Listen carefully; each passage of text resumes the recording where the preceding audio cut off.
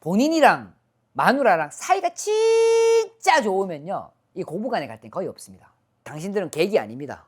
시부모와의 관계가 좋지 않은 거는 90% 이상이 신랑이 역할을 못하고 있습니다. 내 신랑이 내 편이다라는 100%의 확신이 없으니까 엉키는 거예요.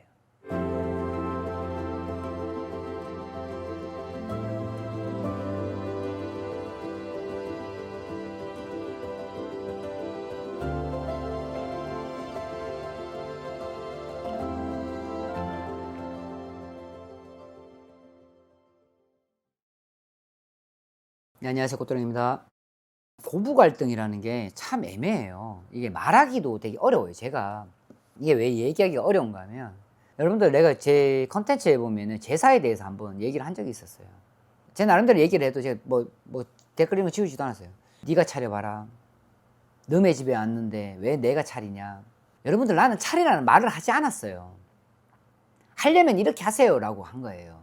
심보를 그렇게 드시면은, 그렇게 쓰신 분은 확실한데 당신은 신랑한테도 사랑 못 받아요. 그런 마음이면 그럼 이혼해야죠. 자, 제가 항상 이런 말 합니다. 예의, 도덕 되게 중요시 여깁니다. 예의라는 거를. 내 부모한테 막 하면은 저는 그런 사람하고는 죽어도 결혼하지 말라고 합니다. 자기 부모한테 막 하는 사람은 시부모라든지 처부모들한테 아주 개똥처럼 할 거거든요.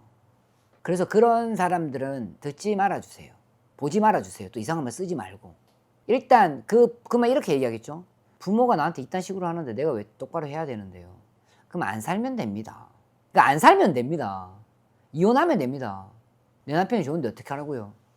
그럼 그 사람 엄마입니다. 그 사람 아버지입니다. 남편만 데리고 나올 겁니까? 뭐 천륜을 끊습니까 지금? 고부간의 갈등, 그리고 형제 쪽에서도 상당히 갈등이 많습니다. 이게 말하기가 상당히 광범위합니다. 특정적인 부분, 이런 분들이 딱 왔을 때에는 되게 쉬워요. 딱 보면은 누가 잘못했는지를 알아요.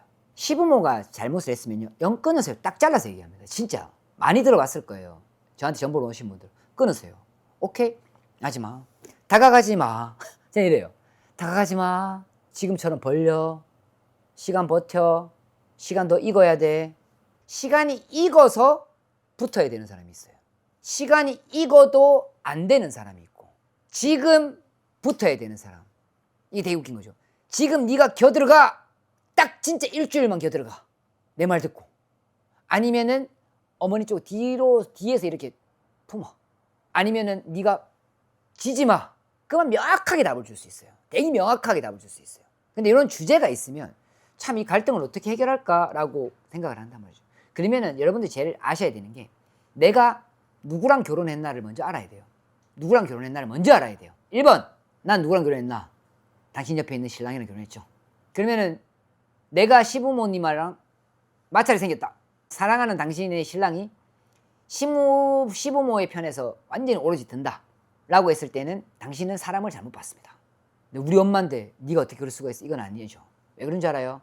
당신들은 집을 버리고 얘 하나 믿고 이쪽에 들어온 겁니다. 당신들은 계기 아닙니다. 계기 아니라고요. 나는 이 신랑을 믿고 이 남자친구를 믿고 내 걸 다 버리고 일로 들어왔다고요.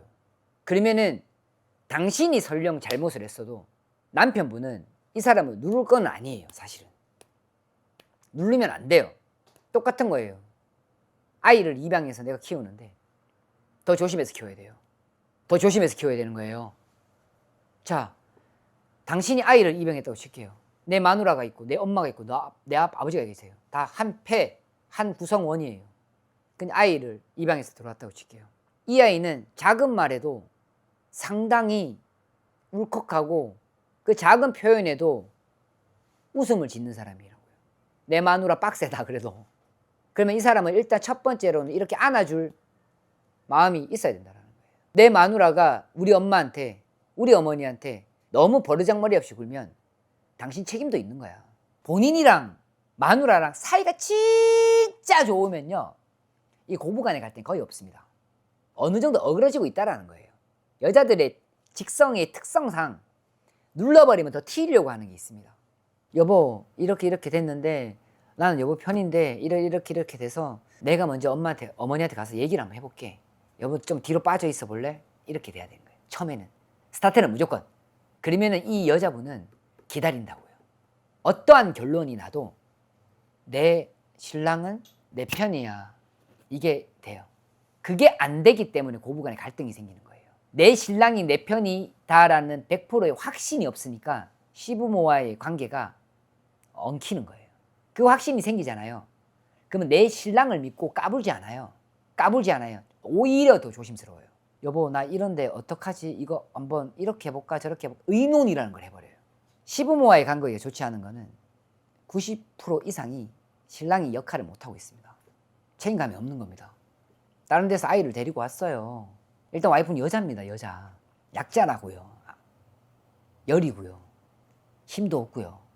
시부모와의 관계를 개선하기보다 남편과의 관계를 개선하세요. 그게 가장 맞습니다. 그러면은 시부모와의 관계는 좋아지지는 않아도요. 최악은 안 됩니다. 어쨌든 당신 신랑과 당신 와이프와 평생을 살아야 돼요. 그 모습을 보고요. 아이들이 아빠의 모습과 엄마의 모습을 보고 나중에 당신들한테 합니다. 가정교육은요. 내 입으로 가르치는 게 가정교육이 아닙니다. 나의 밥 먹는 모습, 내가 씻는 모습, 내가 일하는 모습, 내가 여가 생활을 즐길 때의 그 모습을 보고 아이들은 그거를 똑같이 따라하는 게 아니고 똑같이 행동합니다. 그러니까 첫 번째는 남편과의 관계가 어떤지를 먼저 보시고, 그러면 두 번째는 남편이 어떻게 중재 역할을 하시는지를 보셔야 됩니다. 그리고 남편이 개선이 안 된다라고 된다 안 된다를 떠나고 그 다음 문제는 정말 안 맞는 집이 있어요. 시부모랑 그 며느리랑. 그러면요 떨어뜨립니다. 그냥 지금은 때가 아니다. 그 시기를 볼 줄 알아야 됩니다. 그건 본인들이 할 수 있는 건 아니고 그래야지 됩니다. 그래야지 집이 예쁘겠죠. 그렇게 해야 될 것 같습니다. 네, 감사합니다.